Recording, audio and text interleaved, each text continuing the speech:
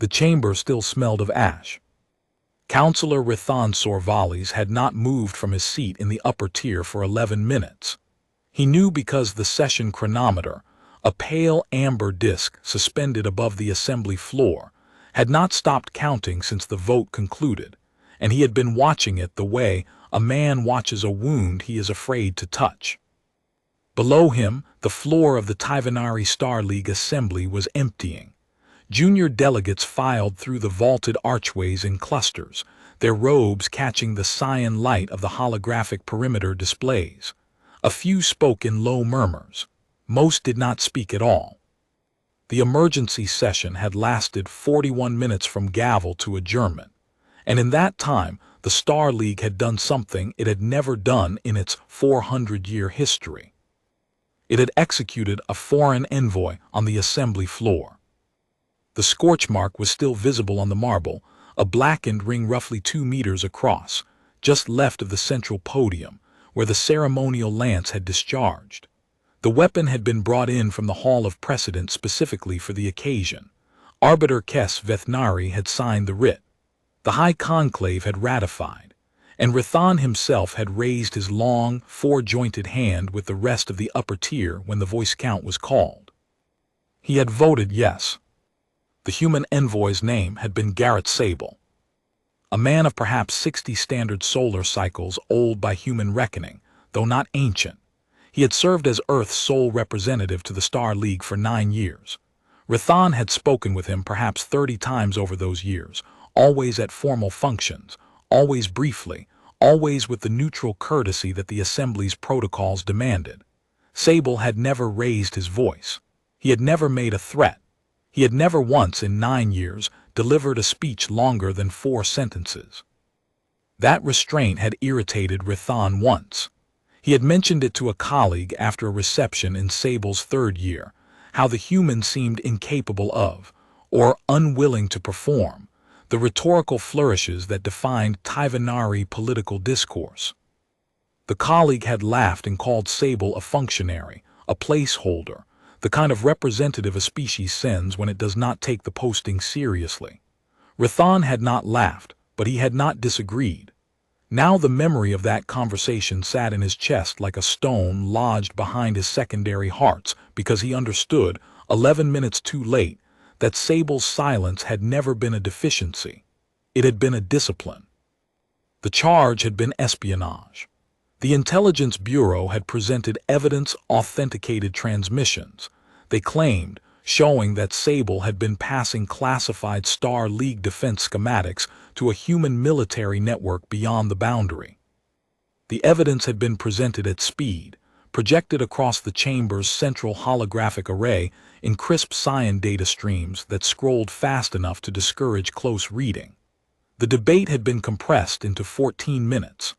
Arbiter Vethnari had invoked the doctrine of existential threat, which allowed summary execution without tribunal, and the ceremonial lance had been brought to the floor within the hour. Sable had not denied the charges. He had not argued. He had not pleaded. He had stood at the podium, hands clasped behind his back, and looked at the arbiter with an expression Rithan could not quite categorize. It was not defiance. It was not contempt. It was something quieter, something that looked, in the last seconds before the lance discharged, like pity. "You will regret this," Sable had said, not loudly, not dramatically. The chamber's acoustics had carried the words to every tier without effort. "Not because of what I've done, because of what you've just shown them you are." Then the lance fired, and Garrett Sable was gone. Rithan closed his inner eyelids and opened them again. The scorch mark had not changed. The chronometer read 14 minutes. He should leave. The session was over. The other senior councilors had already departed, Arbiter Vethnari to the executive wing, the Intelligence Bureau's director to his sealed corridor, the junior delegates to the transit concourse. The cleaning crews would arrive soon to polish the marble and neutralize the scorch compound. By morning, the floor would look as though nothing had happened. But Rithan did not leave. He sat in his carved seat with his hands folded over his robes, and thought about the last thing Sable had said to him privately, 6 days before the arrest. They had crossed paths in the archive corridor, an accident, or what Rathan had believed was an accident at the time. Sable had been carrying a single datapad, walking alone, unhurried, his charcoal coat buttoned to the collar the way it always was. He had paused when he saw Rathan and offered that small, flat nod the man used in place of more elaborate greetings. "Councilor Sorvalis," Sable had said, "you've served on the Intelligence Committee for what, 11 years?" 12, Rathan had corrected. 12.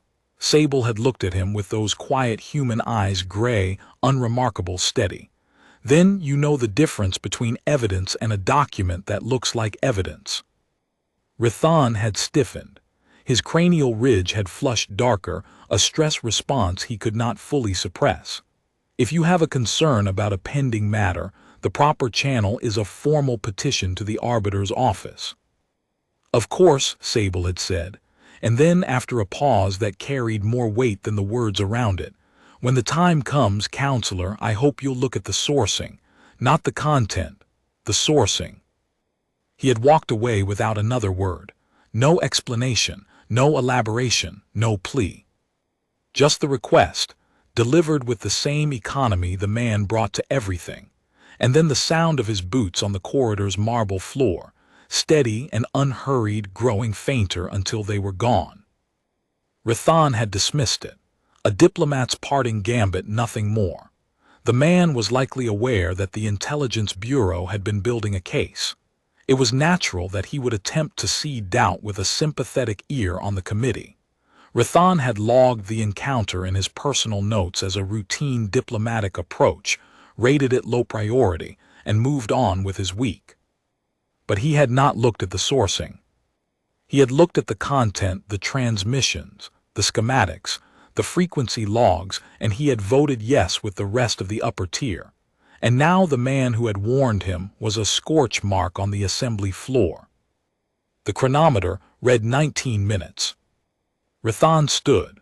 His joints protested he was old, older than most of the assembly's sitting members, his mottled gray skin loose on his elongated frame, his cranial ridge thinning at the temples where the cartilage had begun to soften with age. He descended the curved stairway to the main floor, his robes trailing behind him on the brushed metal steps, and walked to the podium. The scorch mark was darker up close. He could see the grain of the marble beneath the Char-Keithrani white vein, quarried from the assembly's founding world, 4 centuries old. Each slab had been hand-fitted when the chamber was built. The masons who had laid this floor had done so with the understanding that it would serve a place of law for generations.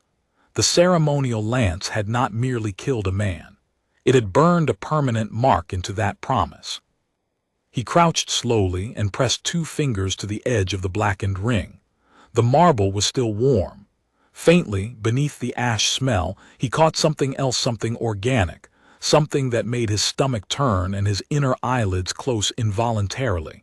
He pulled his hand back. "Councilor Sorvalis." He looked up.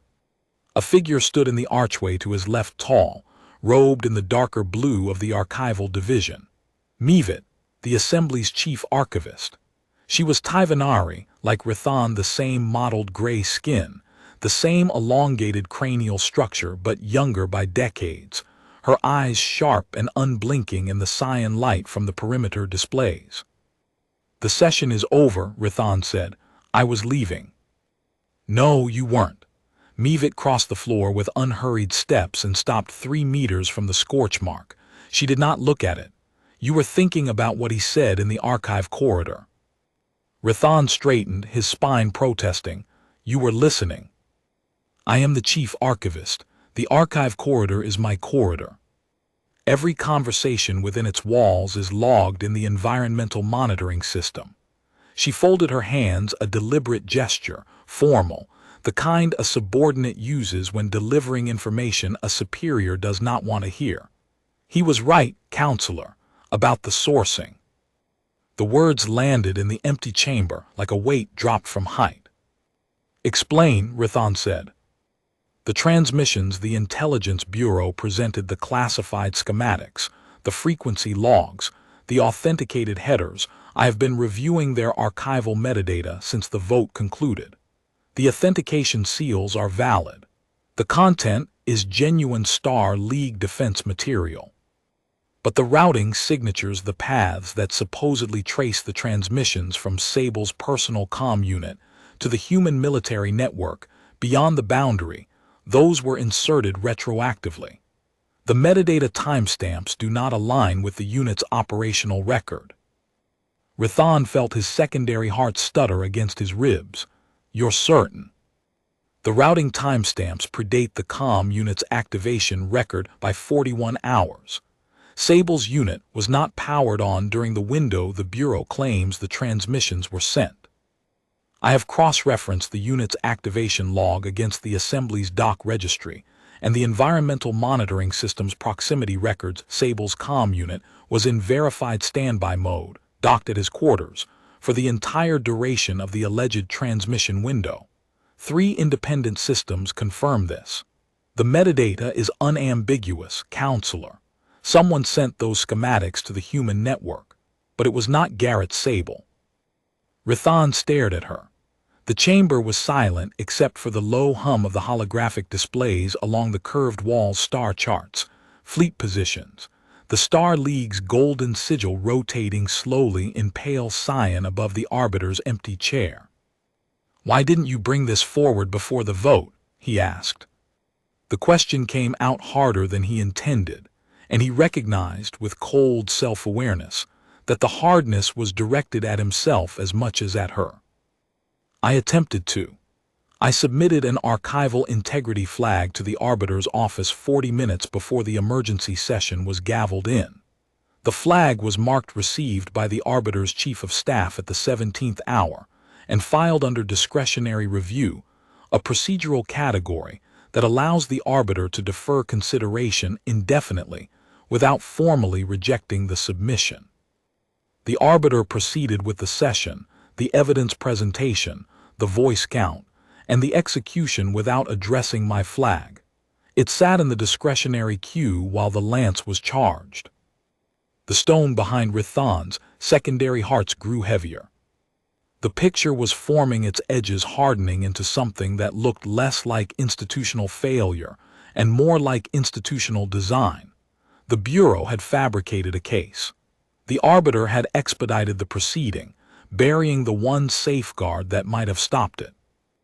And the Assembly had voted to execute an innocent man because the evidence had been presented at speed, and the doctrine of existential threat had bypassed every remaining procedural check that might have given Rithan time to look at the sourcing. Who sent the real transmissions? Rithan asked. Mivit's expression did not change.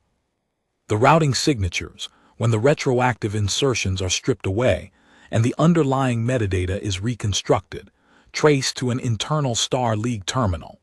Specifically, a terminal registered to the Intelligence Bureau's Directorate of External Threat Assessment. Access log authentication confirms the terminal was operated under director-level clearance during the actual transmission window. The Bureau leaked its own schematics to the humans and blamed Sable. That is what the archival record indicates. Why? What purpose does eliminating the human envoy serve? Mivit hesitated, the first break in her composure since she had entered the chamber. I can only speak to what the archival record contains. But there is one additional item that bears directly on the question of motive. 3 weeks before the fabricated transmissions were generated, the Intelligence Bureau submitted a classified strategic assessment to the Arbiter's office. I have not been able to access the full document, it sits above my clearance threshold, but the archival index includes its title, submission date, authoring division, classification header, and receiving acknowledgement.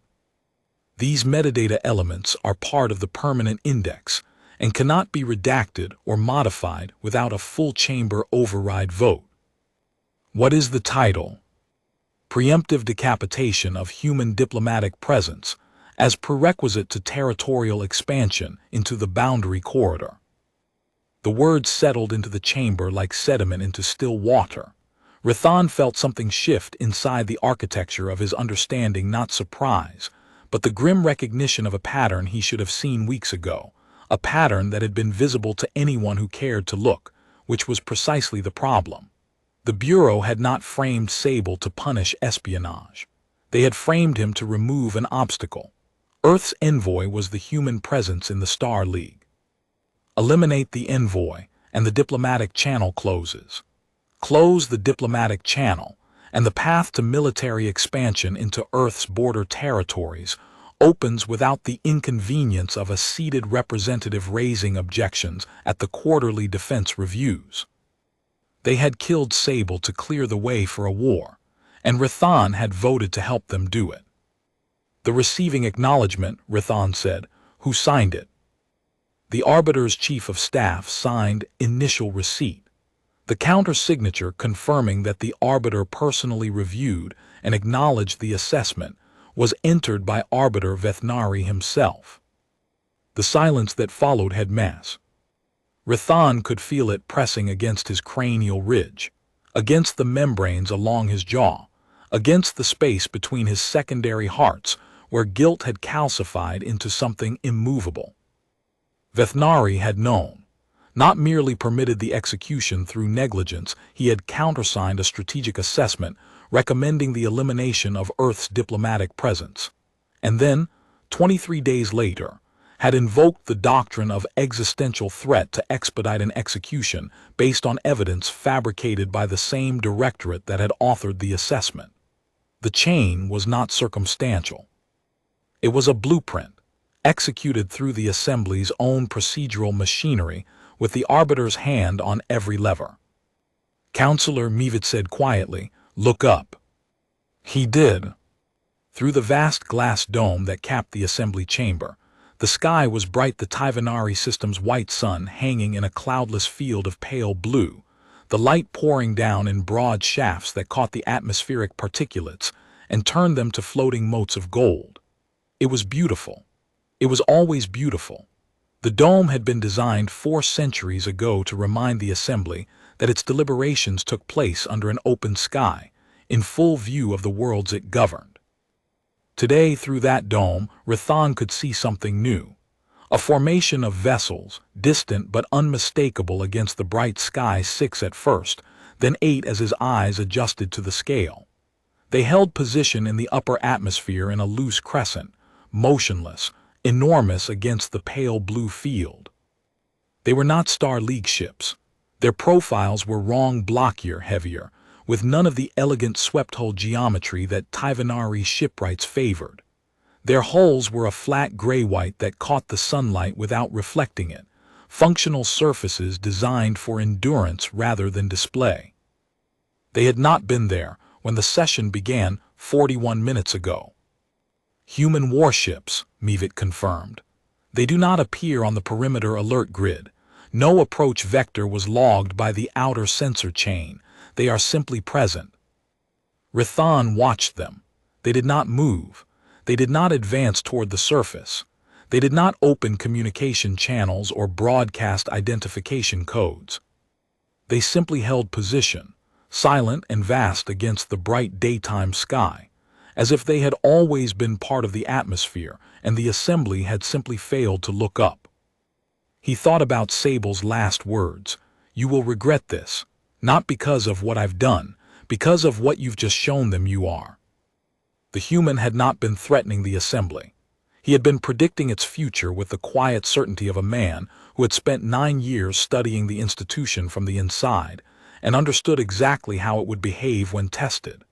He had known the fleet would come, not because he had summoned it in his final moments, but because the contingency had been planned, agreed upon, and positioned long before the ceremonial lance was charged. The fleet's arrival was not a response to a distress call.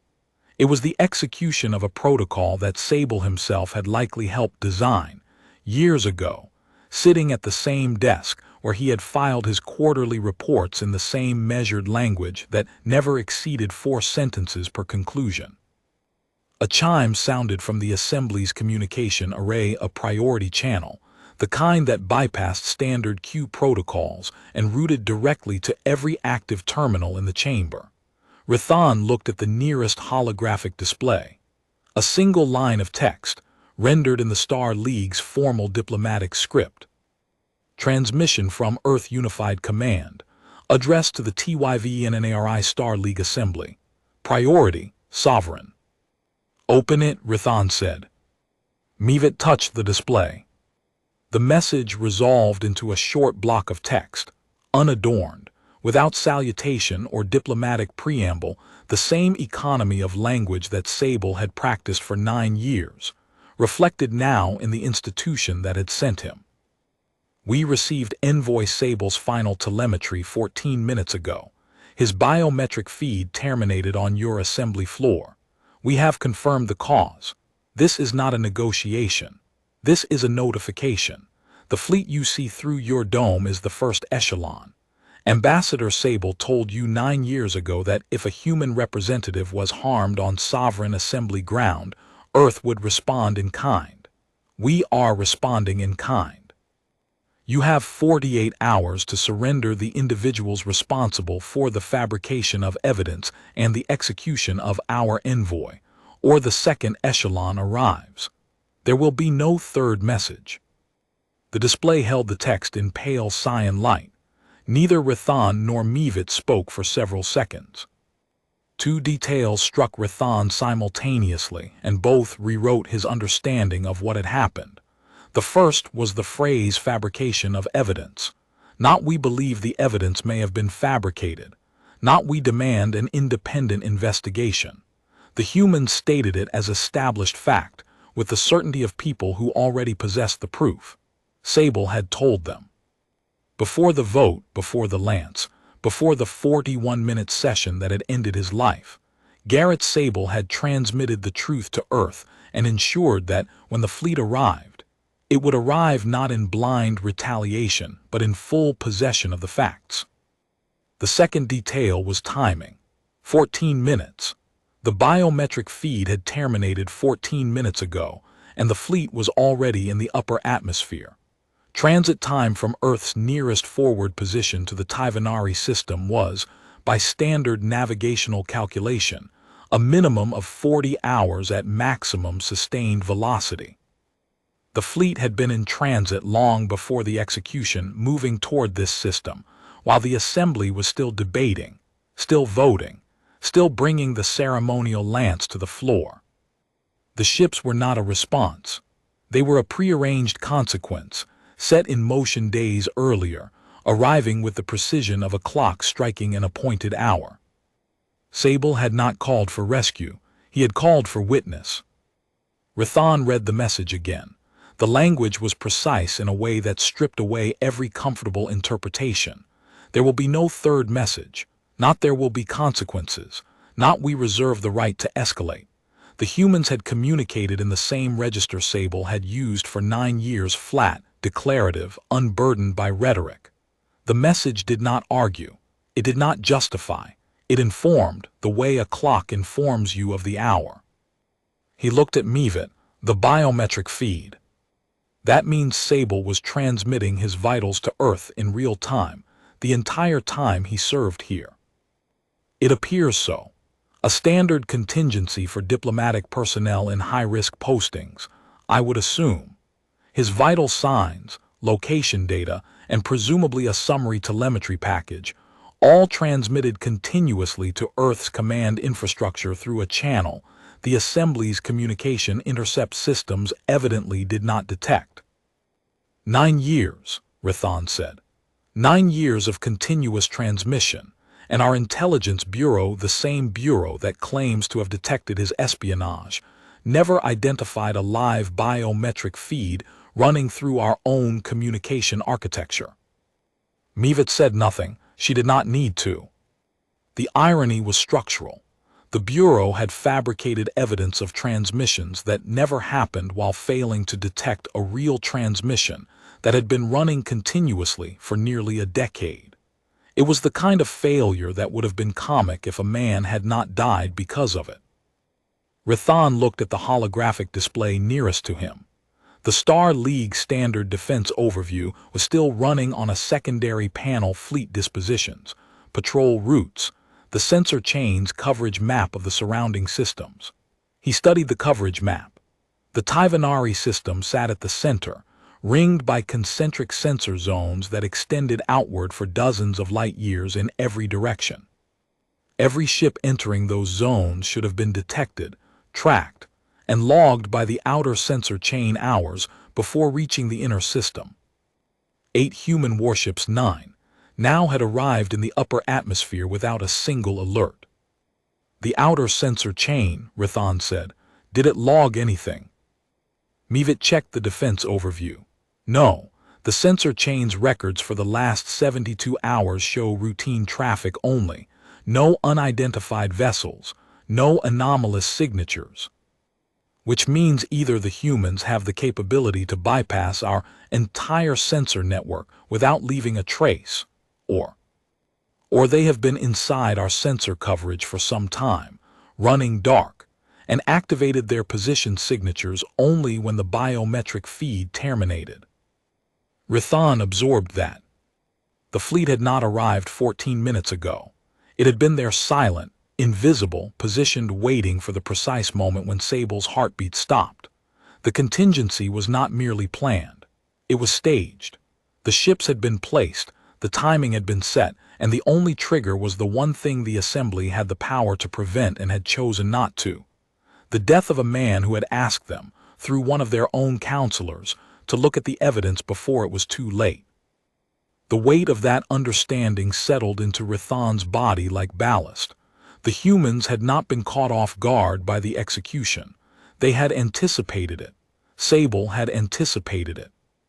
He had walked into the session knowing it was likely the last thing he would do, and he had used his remaining time not to run, not to protest, not to beg, but to ensure that every fact was transmitted, every piece of evidence was in Earth's hands, and every consequence was in position before the lance was charged.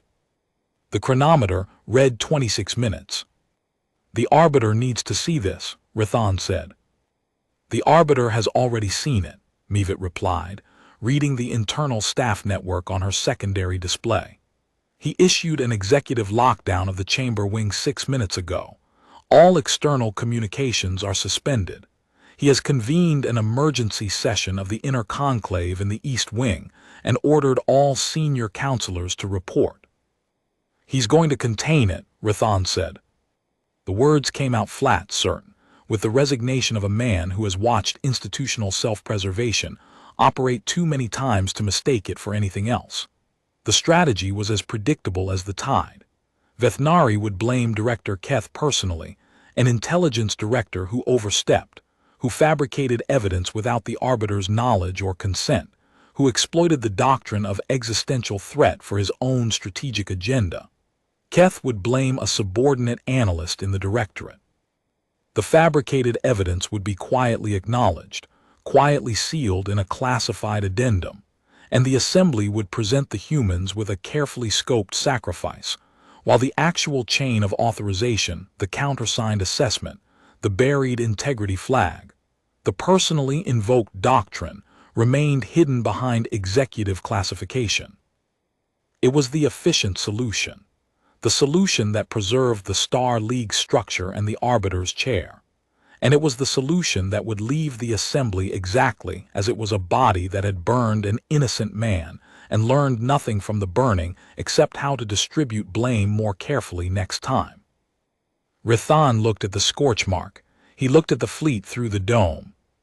He thought about the vote his own hand, raised among 108, the word yes spoken into the chamber's acoustic field and logged in the permanent record. Permanent. The record would outlive him. Centuries from now, if the Assembly still stood, an archivist could pull up the voice count log from this session and find his name beside his vote. Rathan Sorvali's upper tier, yes. He had not looked at the sourcing. A man had walked up to him in a corridor and asked him plainly, without drama, without desperation, to look. And he had not, and the man was dead. Mivit, he said, The archival integrity flag you filed, the one the arbiter's office marked for discretionary review, is the original submission still in the archive's authenticated chain? It is. Archival submissions cannot be retroactively deleted or altered without a full chamber override vote requiring a 2/3 supermajority. The arbiter can delay review indefinitely, but the record itself is immutable under the Charter. My flag, including its timestamp, its content summary, its filing status, and the identity of the staff member who marked it for discretionary review, exists in the chain exactly as I submitted it. And the routing signature analysis, the metadata showing the retroactive timestamp insertion, the cross-reference with Sable's ComUnit activation log, the doc registry confirmation, authenticated and time-stamped under my archivist's seal. Filed in the chain 17 minutes ago, while the chamber was still clearing.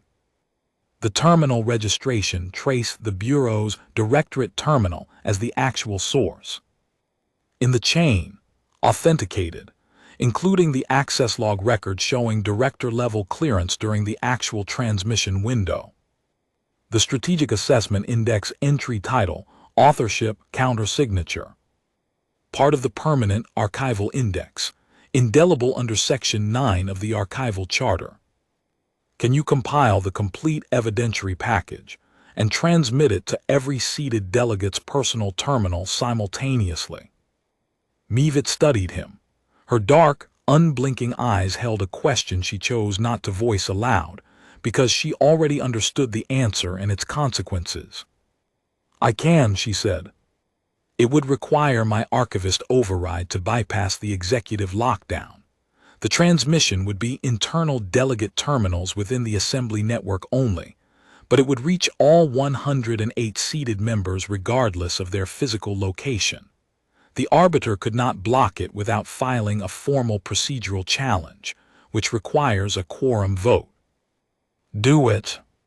Councilor Sorvalis, the inner conclave is convening now. If you distribute this evidence before the conclave concludes its deliberations, you will be publicly undermining the arbiter's authority during a declared sovereign crisis. The political consequences for you, removal from the Intelligence Committee, formal censure, possibly charges under the emergency protocol statutes. I voted to kill an innocent man, Rithon said. The words came out quieter than he intended, but the empty chamber's acoustics carried them with perfect fidelity, the way they had carried Sable's last words an hour before. I raised my hand. I said yes. I did not check the evidence. I did not ask for the tribunal that the doctrine of existential threat was specifically designed to bypass. I did not read the archival flag that might have stopped the vote.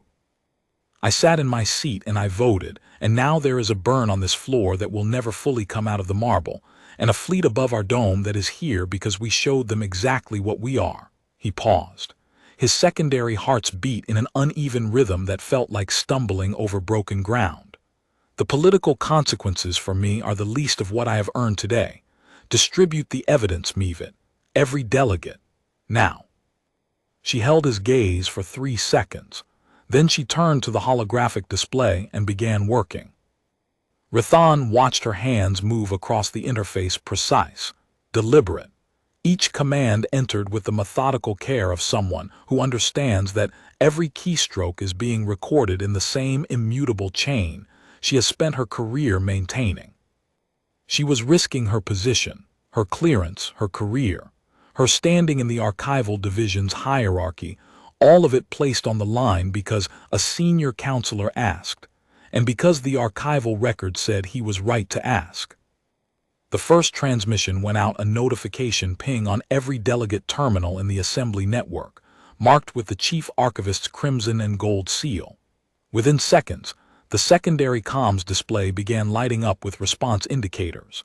Delegates were opening the package, reading the routing analysis, seeing the 41-hour timestamp discrepancy laid out in authenticated detail, seeing the terminal registration trace pointing back to the Bureau's own directorate, seeing the strategic assessment title that spelled out, in the Intelligence Bureau's own bureaucratic language, exactly what Sable's death had been designed to achieve. One by one, the acknowledgement indicators shifted from amber to white. 12, 20, 31. The assembly had 108 seated delegates, and in the first 90 seconds, nearly a third of them had opened and acknowledged a package proving that the vote they had just cast was based on fabricated evidence, and that the man they had just killed had been innocent. The arbiter is attempting to convene the inner conclave in the East Wing, Mevitt reported, reading the staff network feeds. He has ordered all senior councilors to report immediately for emergency deliberation. How many have reported? 3. The remainder are reading your evidence. Rithon did not smile. There was nothing in this day that warranted it. An innocent man was dead. The Assembly's own intelligence apparatus had framed him to clear the path for territorial expansion. And the only reason the truth was emerging was that a fleet of human warships was holding position above the dome, with the patient certainty of a promise being kept, a promise made 9 years ago by a man in a charcoal coat who had understood, from his first day in this chamber, that the institution he was serving within might one day try to kill him, and who had prepared for that eventuality with the same quiet diligence he had brought to everything else. 44 delegates acknowledged, 49, 53. Each number was a fracture in the containment wall the arbiter was building in the East Wing, cracks spreading through the facade of institutional control, one delegate at a time. Mevitt's secondary display flickered with a new notification, an internal query from Delegate Vorshin, a mid-tier representative from the Outer Boundary Committee. The message was brief. Is the archivist's analysis available for independent verification by committee-level staff? Mevitt keyed a response, yes. Under Section 22, any delegate could task their staff with an independent audit of the archival chain's authenticated records. The right had existed for 4 centuries. No one had needed to use it before today. 58 delegates, 60. At 62, a second query appeared, this one from Senior Councilor Thren, who sat 3 seats from Rithon in the upper tier and had chaired the Defense Appropriations Committee for 15 years. Thren's query was not about verification. It was a single question directed to the archivist's office. When was the last time the Intelligence Bureau's Directorate of External Threat Assessment requested a defense schematic clearance upgrade for any of its terminals? Mevitt checked the archival index. The answer came back in 12 seconds, 14 months ago. The Directorate had requested and received an upgrade to its terminal clearances that gave it access to the same class of defense schematics that had appeared in the fabricated transmissions attributed to Sable. The clearance upgrade had been approved by the Intelligence Bureau Director, without referral to the Defense Appropriations Committee, a procedural shortcut that was technically legal under the Bureau's internal governance charter, but that, in retrospect, looked less like efficiency and more like preparation. Thren did not reply to the answer, but the acknowledgement indicator for the evidentiary package beside his name shifted from white to a blinking amber, the Assembly's code for flagged for formal follow-up. He was building his own case, Rithon realized. Thren was not the kind of counselor who reacted emotionally. He was the kind who built dossiers, documented chains of authorization, and presented findings in committee sessions that lasted 6 hours and left no procedural stone unexamined. If the Bureau's terminal clearance upgrade had bypassed his committee, Thren would treat that bypass as a thread and pull it until the entire fabric unraveled. 65 delegates, 68. Rithon studied the Strategic Assessment Index entry on Mevitt's secondary display.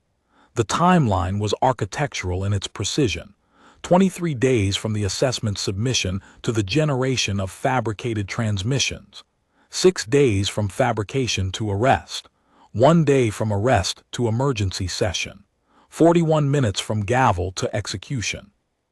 The entire sequence from strategic recommendation to ceremonial lance had taken exactly 30 days, a month. Sable had served this assembly for 9 years, and the decision to eliminate him had been conceived, authorized, fabricated, and carried out in a single month, using the assembly's own procedures as the instrument.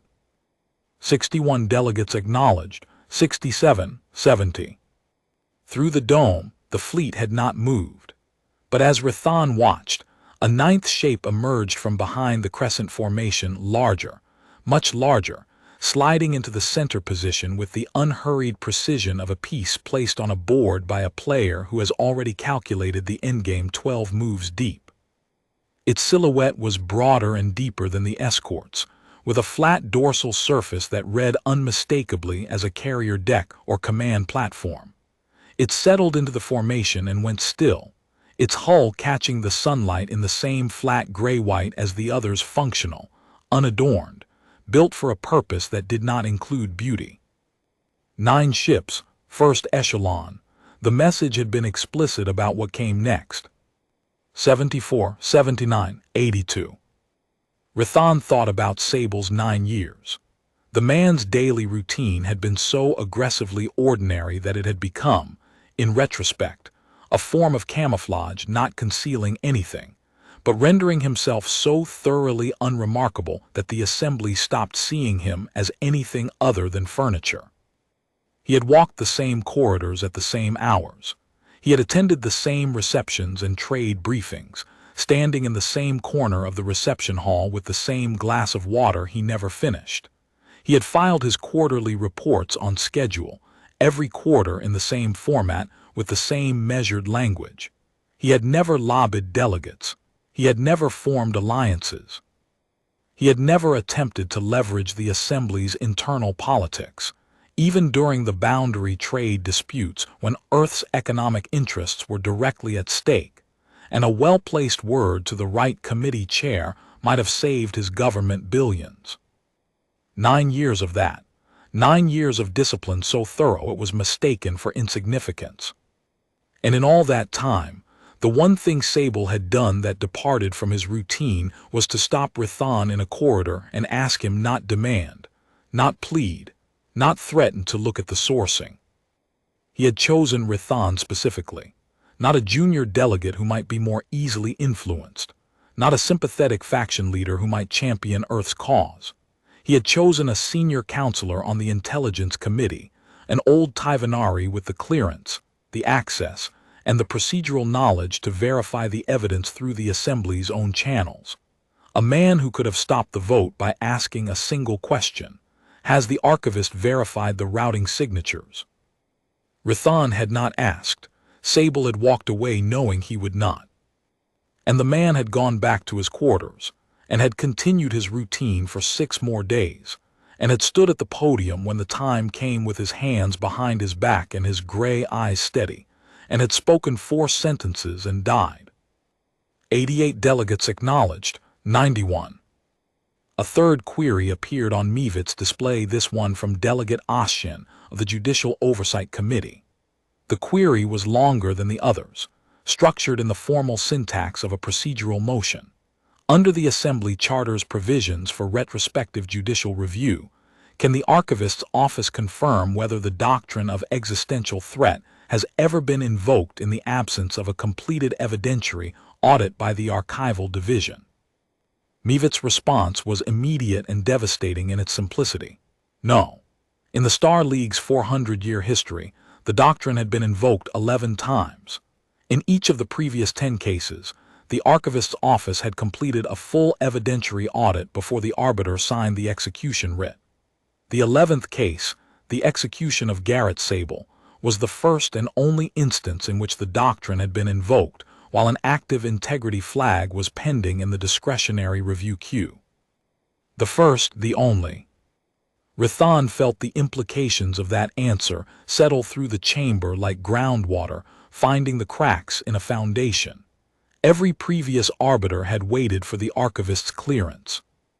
Every previous execution under the doctrine had been backed by a clean evidentiary record. Vethnari had broken the precedent not by accident, not through oversight, but by filing Mivit's integrity flag under discretionary review and proceeding before it could be addressed. The departure from 4 centuries of practice was not a technicality. It was the mechanism by which the conspiracy had succeeded. 94 delegates acknowledged.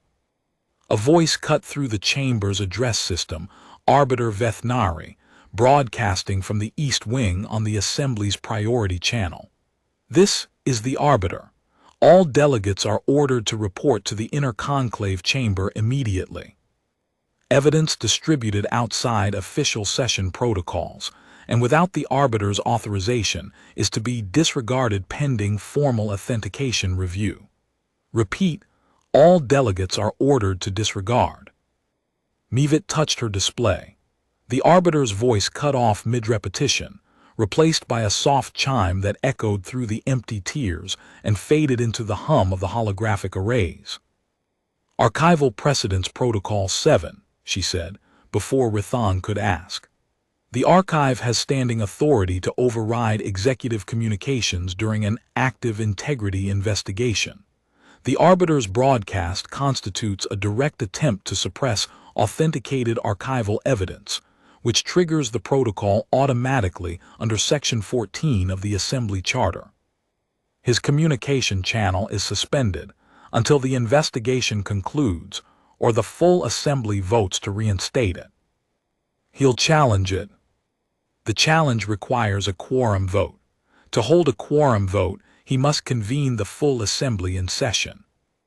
And the full Assembly is currently reading authenticated evidence, demonstrating that the Intelligence Bureau fabricated the espionage case against Envoy Sable using director-level access to a directorate terminal, that the Bureau authored a strategic assessment explicitly recommending the elimination of Earth's diplomatic presence, and that the Arbiter personally countersigned receipt of that assessment 23 days before the fabrication was generated.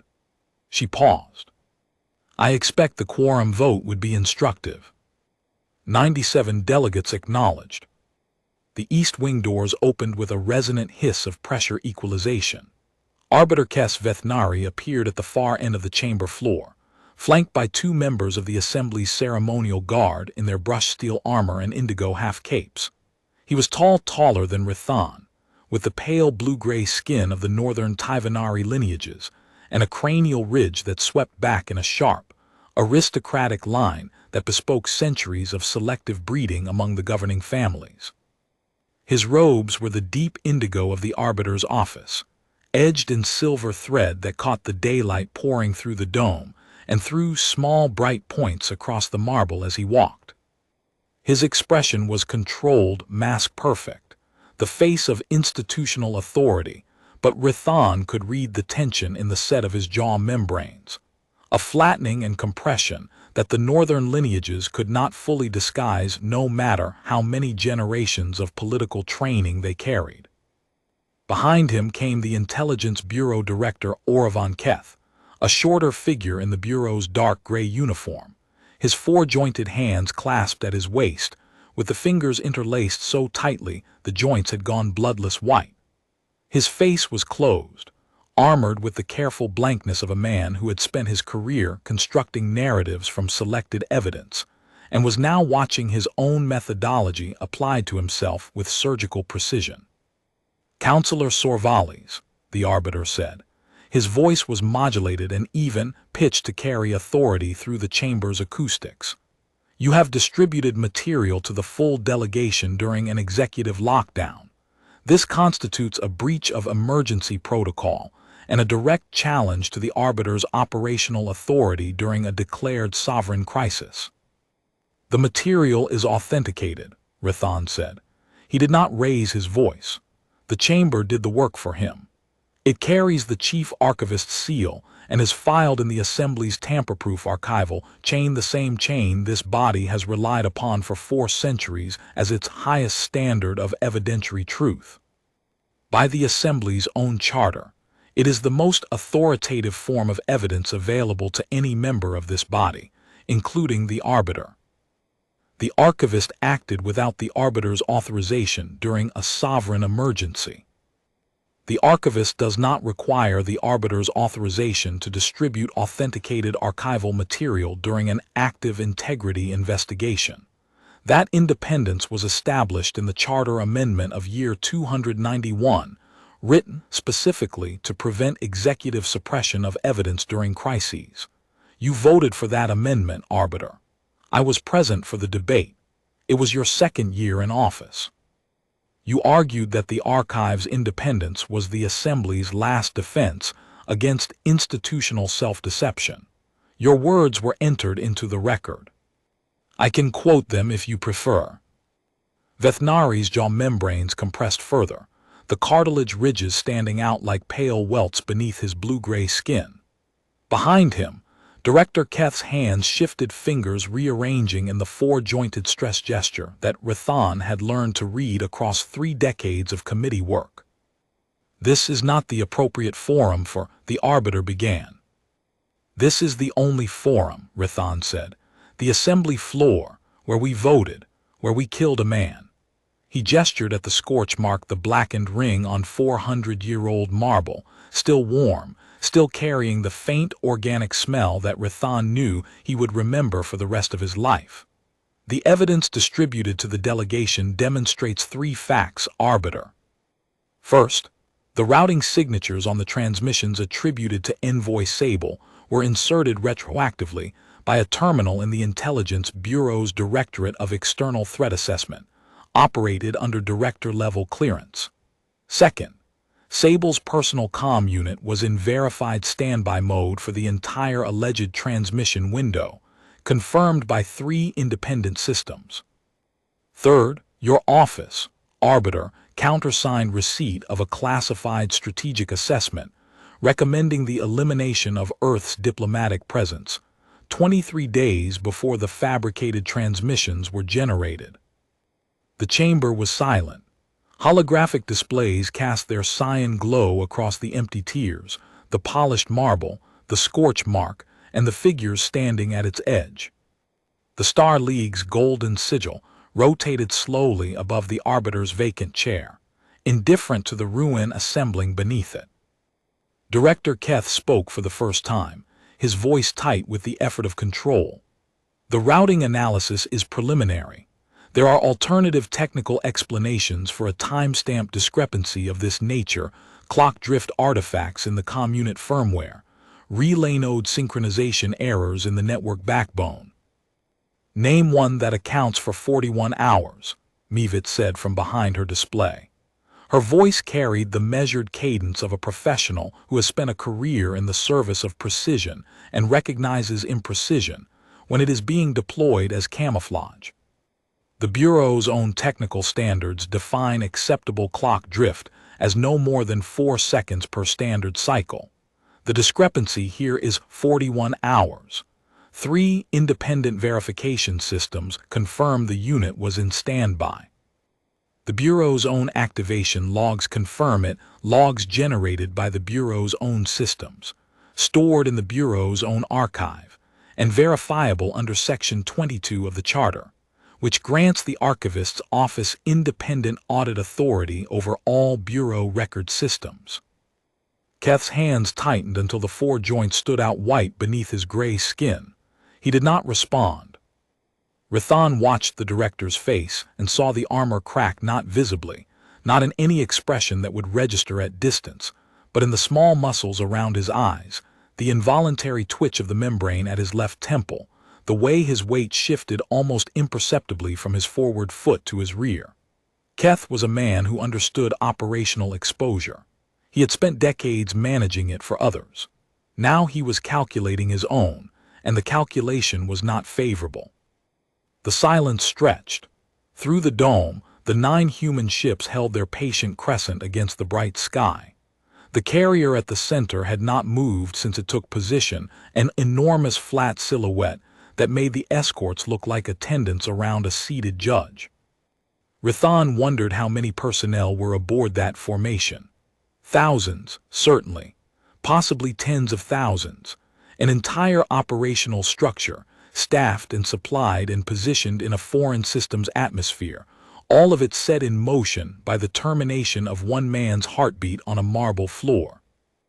That was the thing about Sable's people that the Assembly had never fully grasped. The humans did not make threats they could not execute. They did not bluff. They did not posture. They stated their position and then they waited, and when the position was tested, they answered with exactly the response they had specified, no more and no less. Sable had embodied that quality for 9 years, and the assembly had mistaken his restraint for weakness, his brevity for limitation, his patience for passivity. It was the oldest error in political judgment, confusing quietness with absence of capability. A notification chimed on the secondary display. Senior Councilor Thren had submitted a formal request to the Judicial Oversight Committee for an emergency review of all Intelligence Bureau terminal clearance upgrades issued in the past 24 months without committee referral. The request was logged, time-stamped, and queued for the committee chair's approval. The institutional machinery was beginning to turn, not because Rithan had forced it, but because the evidence had reached the people whose entire professional purpose was to operate it, and they were doing what they were trained to do. 100 delegates acknowledged, 102. Rithan turned back to the arbiter. The humans have given us 48 hours. They are not asking for the assembly itself. They are not demanding territory, reparations, or tribute. They want the individuals responsible, the ones who fabricated the evidence, and the ones who authorized the execution based on it. They already know the evidence was fabricated. Sable told them before the vote.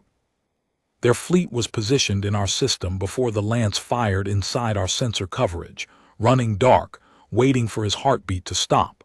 He let that detail settle. This was not retaliation, arbiter. This was a contingency planned and positioned by a man who spent 9 years in this assembly and understood exactly how it would behave when the test came. He told them what would happen, and it happened exactly as he said. The arbiter studied him. Behind the mask of authority, the arithmetic was visible: compliance versus defiance, transparency versus containment, the fleet above the dome versus the structure below it. A full tribunal will take weeks, Vethnari said. Then begin it today. The humans specified 48 hours. 48 hours to surrender the responsible individuals. A publicly convened tribunal, visible, procedural, operating under the Assembly's own charter with the full chamber seated, demonstrates that accountability is underway. The humans are not unreasonable, arbiter. They sent an envoy to this assembly for 9 years. That envoy sat through our proceedings. He learned our protocols. He respected our customs. He trusted our systems enough to try to warn one of our own councilors 6 days before the vote. Rithan paused, and the weight of what he was about to say pressed down on him like something physical.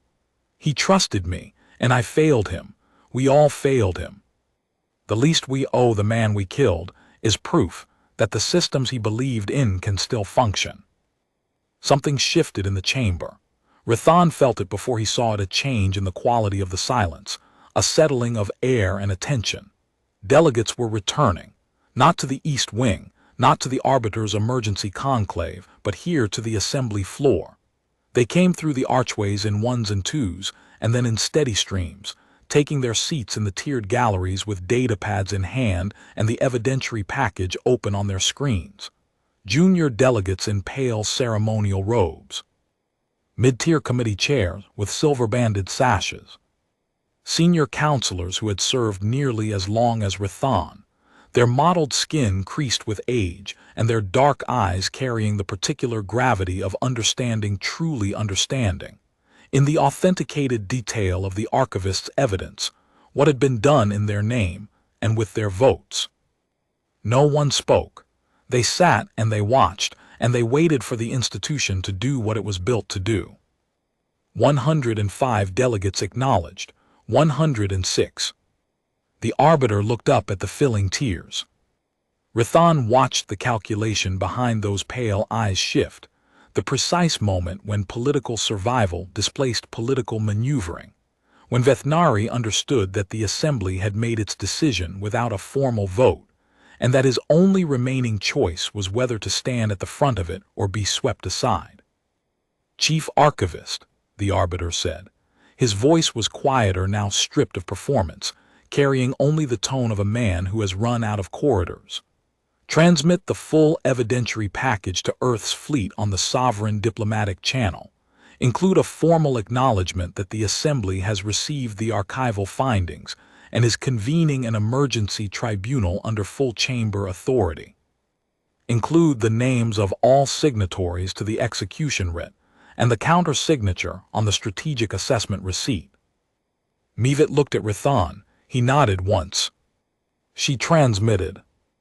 The chamber filled in its final increments, 107, then 108, the full body, every seat in the curved tiers occupied, every screen displaying the same authenticated evidence. The diplomatic channel pinged once. Earth's response was a single word: received. Director Oravan Keth was escorted from the floor by the Assembly's internal security detail, 4 officers in brushed steel armor, who materialized from the archways with the quiet efficiency of a system that had been waiting.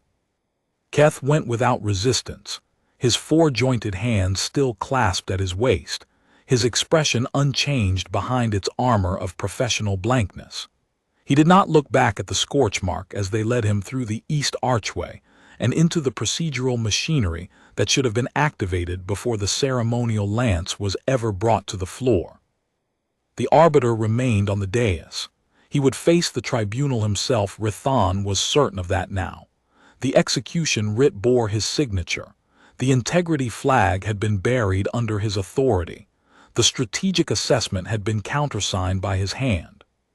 The chain of accountability led to his chair, and the 108 delegates who had returned to the chamber floor had returned not to protect him, but to watch the institution hold itself to the standard it had always claimed. A final ping sounded on the diplomatic channel. Mivit read the response. Earth Unified Command acknowledges receipt of the tribunal notification and the signatory list, she said. They confirm the 48-hour window remains in effect, contingent on demonstrated progress. They have added one condition. She paused, and something in her posture, a straightening, a squaring of her narrow shoulders, told Rathan the condition was significant. They request that the tribunal proceedings be transmitted in full, unedited, on an open diplomatic frequency accessible to all 63 Star League member worlds. The chamber reacted. A ripple of unease passed through the tiers, a shifting of robes, a tightening of postures, a murmur that rose and fell in the space of 2 breaths. An open tribunal, every member world watching, every fabricated document, every buried integrity flag, every countersigned assessment, every raised hand and spoken yes displayed in full, authenticated, unedited view of the League's constituent civilizations. It would be the most transparent proceeding in the Star League's 400-year history. It would also be the most devastating.